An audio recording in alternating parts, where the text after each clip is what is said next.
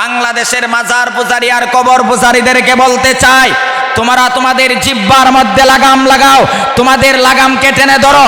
আর যদি তোমরা লাগামহীনভাবে উলামায়ে দেওবন্দির বিরুদ্ধে, হক্কানি উলামায়ে কেরামদের বিরুদ্ধে, যারা সকল বাতিলের বিরুদ্ধে যুগে যুগে আন্দোলন করেছে, যুগে যুগে প্রতিবাদ করেছে, তাদের বিরুদ্ধে যদি এমনভাবে কথা বলা হয়, আল্লামা আনিসুর রহমান আশরাফির বিরুদ্ধে যদি কথা বলতে বলা হয়, তাহলে আমি আজকে এই মিডিয়ার মাধ্যমে কোরআনকে শপথ নিয়ে বলতে চাই, আনিসুর রহমান আশরাফিকে যদি গালি দেওয়া হয়, তার বিরুদ্ধে মন্তব্য করা হয়, বাংলাদেশের তাওহীদি জনতা মুসলমানরা তোমাদের জিহ্বা চিরে ফেলবে, ঠিক কিনা বলে? মিডিয়ার মাধ্যমে বাংলাদেশের যত ফেসিসের দালাল সুন্নি জনতা যারা আওয়ামী লীগের দালালি করেছে, এখন আবার বিএনপির দালালি শুরু করেছে, তারা যুগের সবচাইতে বড় মুনাফিক। তারাই হলো আব্দুল্লাহ ইবনে উবাই ইবনে সুলুলের অনুসারী। তারা অতীত জালিমের দালালি করেছে, বর্তমানও দালালি করতে আরম্ভ করেছে। তাদের কাছে আমি বলতে চাই, আমাদের কওমের সন্তানদেরকে নিয়ে কেউ বাসে মন্তব্য করবেন না, আমাদের কওমের সন্তানদেরকে নিয়ে বিশুদ্ধার ছড়াইবেন না।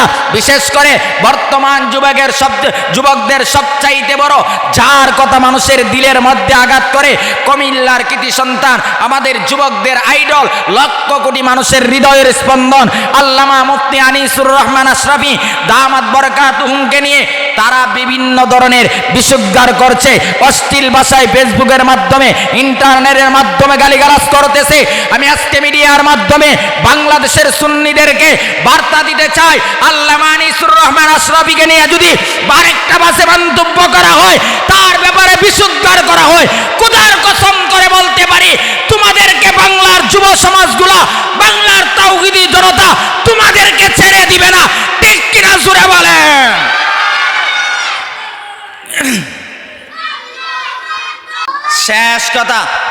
আমার শেষ কথা হলো, ফজু পাগলাকে তওবা করার আহ্বান করছি। সে যদি তার এই বক্তব্যের উপর অটল হয়ে থাকে, তাহলে সে ঈমান নিয়ে মরতে পারবে না, বেঈমান হয়ে মারা যাবে।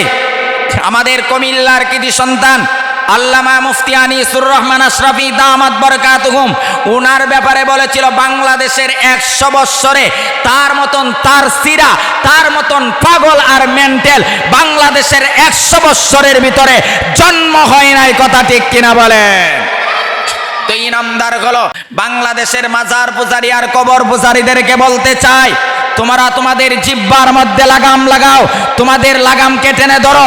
আর যদি তোমরা লাগামহীনভাবে উলামায়ে দেওবন্দির বিরুদ্ধে, হক্কানি উলামায়ে কেরামদের বিরুদ্ধে, যারা সকল বাতিলের বিরুদ্ধে যুগে যুগে আন্দোলন করেছে, যুগে যুগে প্রতিবাদ করেছে, তাদের বিরুদ্ধে যদি এমনভাবে কথা বলা হয়, আল্লামা আনিসুর রহমান আশরাফির বিরুদ্ধে যদি কথা বলতে বলা হয়, তাহলে আমি আজকে এই মিডিয়ার মাধ্যমে কোরআনকে শপথ নিয়ে বলতে চাই, আনিসুর রহমান আশরাফিকে যদি গালি দেওয়া হয়, তার বিরুদ্ধে মন্তব্য করা হয়, বাংলাদেশের তাওহীদি জনতা মুসলমানরা তোমাদের জিহ্বা চিরে ফেলবে, ঠিক কিনা বলে?